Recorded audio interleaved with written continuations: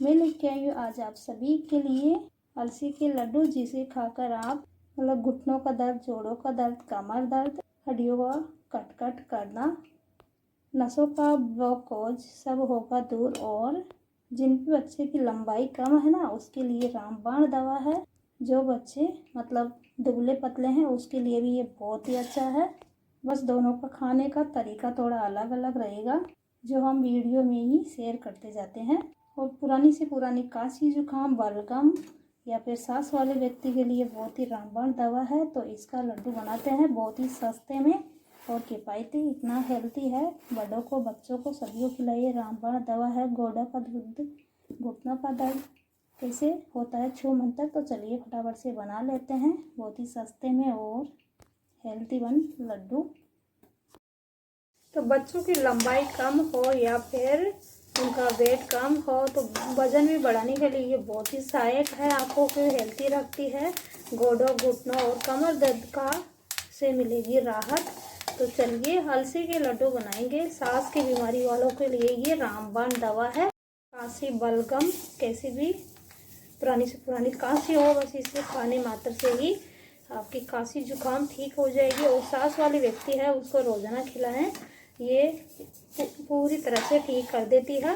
तो हम इसको पहले सेकेंगे। कितना सेकेंगे, बस इसका अभी ब्राउन कलर है, थोड़ा सा डार्क हो जाएगा, ये चटकने लग जाती है। चटकने के बाद में थोड़ा देर पकाना है।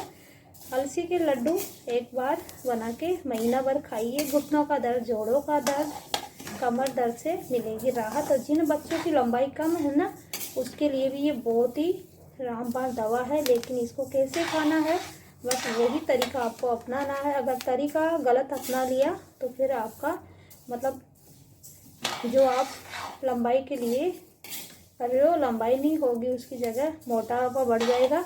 तो बस इसको तरीके से खाना है। कब खाना है, कितना खाना है, ये सारे मैं दिखाऊंगी। गोडों का दर्द के लिए ये बहुत ही अच्छी है। और इस तरह की अलसी आती है किराना स्टोर की दुकान पे, ये बहुत ही सस्ता मिलता है। ऐसा नहीं कि ये महंगा मिलता है। मात्र 120 रुपये किलो, 60 रुपये का ये आधा किलो मिल जाता है। आपको फिर पता नहीं क्या भाव मिलता है, लेकिन इसको खाना चाहिए। ये बहुत ही हेल्थी लड्डू होते हैं। सर्दी हो या गर्मी हो, हमेशा इसके लड्डू खाने चाहिए। ये क्या है, इससे हमारे ब्लड प्रेशर को संतुलन में रखता है, खून को पतला रखता है, अटैक जैसी बीमारी या शिकायत से कोसों दूर रखता है। तो ये अलसी के लड्डू बहुत ही पावरफुल लड्डू बनते हैं। इसमें कुछ नहीं लगता है, बस घी भी बहुत कम लगता है। इसमें कोई फ्रूट नहीं डालते हैं। फ्रूट मतलब फ्रूट जैसे ड्राई फ्रूट होते हैं ना, बिल्कुल नहीं जाते हैं। आप चाहे तो डाल सकते हो, लेकिन मैं सादा सिंपल बनाती हूँ। बच्चों के लिए बना के रख लो या फिर बड़ों को खिलाओ, सभी को खिलाना चाहिए। चलिए मैं इनको पकाती हूँ। और ये हल्का सा आपको आवाज़ आ रही होगी, चटकने की आवाज़ आ रही है। चटकने की आवाज़ आती है, इसको 2 से 3 मिनट पका लेना है। अच्छे से आवाज़ आ रही है, ये अच्छे से पकना चाहिए। नहीं हल्का सा, थोड़ा सा इसका स्वाद अच्छा नहीं लगता है, फिर बच्चे खा नहीं पाते, बड़े तो खा लेते हैं। तो इसको थोड़ा सा पकाना सही है, कच्ची नहीं रखना है बिल्कुल भी। बस इसको चलाते हुए छोड़ना नहीं, बिल्कुल भी नहीं जलाना है। तो बस यहाँ पर चटकने की आवाज़ आते ही 2 से 3 मिनट इसको भूनना है। फिर बाद में ठंडा करके इसको पीसेंगे मिक्सी के जार में। चलिए पहले मैं इसको भून लेती हूँ। अच्छे से चटकने की आवाज़ आ रही है, हल्का सा ये फूल भी जाती है। पहले चटती होती है, फिर गोल हो जाती है। चलिए गैस को बंद करते हैं। और ये कढ़ाई काफ़ी गर्म है, इसीलिए ये भून जाएगी। चटकने की आवाज़ सुन सकते हो आप। इसका साइज भी थोड़ा मोटा हो जाता है, गोल आकार भी हो जाता है। हाथ से दिखा दूँ, अलसी इस तरह की होती है। तो चलिए हम इसको बंद करते हैं गैस को, और गरम कढ़ाई में ही बीच बीच में चला के इसको पका लेते हैं। गैस को मैंने बंद कर दिया है, बस इसको चलाते हुए पका लेते हैं। जैसे जैसे कढ़ाई कम होगी, मतलब ठंडी होगी, तो ये चटकने की आवाज़ भी आपको कम दिखती है। लेकिन इसको चलाना है, अभी कढ़ाई काफ़ी गर्म है। तो चलिए ठंडा करके मिलते हैं कैसे इसके लड्डू बनाएंगे। तो चलिए अलसी इस तरह की हुई है और ठंडी हो चुकी है। मिक्सी के जार में डालते हैं और इसका बारीक सा पाउडर बना के तैयार करते हैं। ठंडी होने के बाद में ही इसको पीसना है। और ज़्यादा डालेंगे ना तो इसका पाउडर पीसने में नहीं आएगा। बस इतना जार भरते हैं और जितना बारीक हो सके, बिल्कुल बारीक फाइन पेस्ट तो नहीं होगा, लेकिन जितना बारीक हो सके उतना बारीक कर लेते हैं और बनाते हैं अलसी के लड्डू।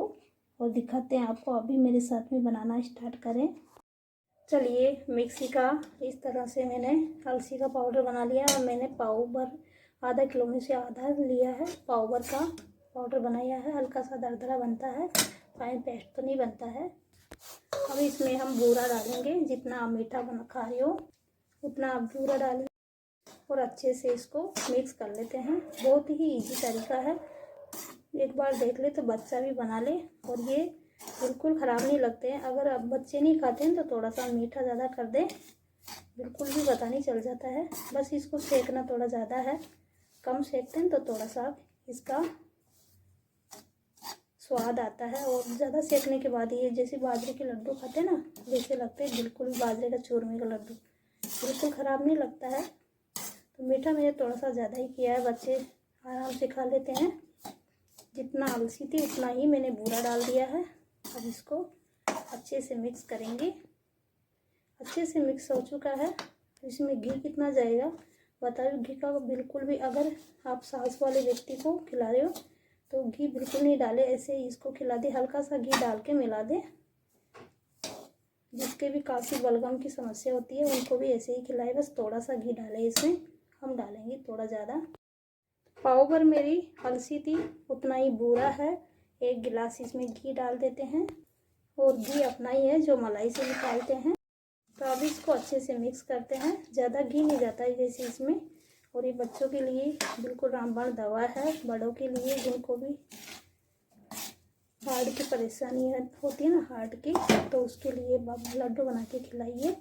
तो इसको ऐसे ही मिला के दे दीजिए। चलिए, मैं इसको अच्छे से मिक्स करती हूँ। और आप खाओगे ना तो यकीन नहीं मान पाओगे, ये अलसी के लड्डू इतना स्वादिष्ट बनता है। जैसे मैं बना रही वैसे बना के देना है। तो चलिए, आज लेट बहुत हो चुका है तो बोलना भी धीरे धीरे पड़ रहा है, नहीं लोग सोचेंगे कि अब तुम क्या बना रहे हैं। तो पढ़ने वाले बच्चे के मतलब टेंशन थोड़ी ज़्यादा रहती है ना, तो ये टेंशन फ्री के लिए ये बहुत ही अच्छा है। तो मैं बेटे के लिए बना रही हूँ आज।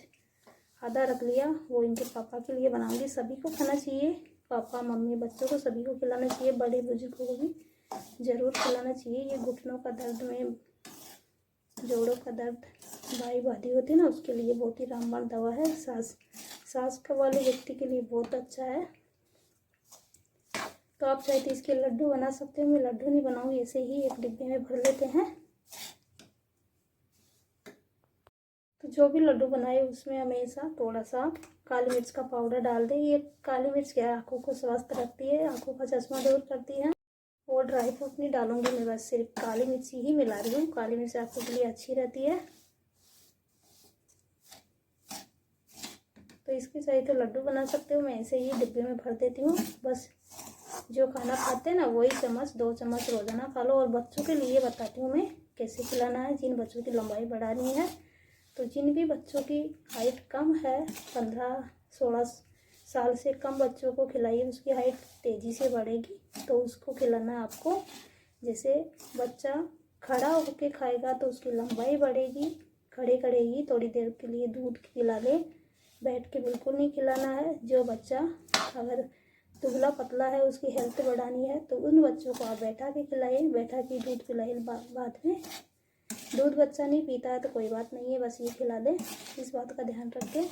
ऐसे ही आपको बच्चों को खिलाना है। जैसे बच्चों को खड़े खड़े खिलाओगे तो बच्चे की लंबाई तेज़ी से बढ़ेगी, बैठा के खिलाओगे तो बच्चे की लंबाई मतलब मोटाई तेज़ी से बढ़ेगी। तो जो दुबले पतले बच्चे के लिए आप बैठा के खिलाएं, जो हाइट में कम है उन बच्चों को आप खड़े होके खिलाए। मेरे बच्चे तो वैसे ही बहुत बड़े हैं, क्योंकि मैं शुरू से ही खिलाती हूँ ऐसी चीज़ें। तो अच्छे से मिल चुका है। चलिए, एक डिब्बे में भर लेते हैं। 2 ऑप्शन है आपके पास में, या तो आप इसके लड्डू बनाएं या फिर ऐसे ही मेरी तरह एक डिब्बे में भर दें। तो चलिए, सारे को हम इस डिब्बे में भर देते हैं। यहाँ पर मैंने डाल दिया डिब्बे में। इस तरह से बनाइए, पूरी जानकारी दिया है कैसे खिलाना है बच्चों को। जिनकी लंबाई बढ़ानी है, जिनका वजन बढ़ाना, उसको कैसे खिलाना है, सारी जानकारी देते हुए मैंने बता दिया है। ये हर बीमारी में काम आता है, तो सभी को खाइए, सभी खाइए, गर्मी हो सर्दी हो, हमेशा अलसी के लड्डू खाओ। तो चलिए, मिलते हैं अगली से ही अगली वीडियो में। जब तक के लिए bye bye, thank you for watching.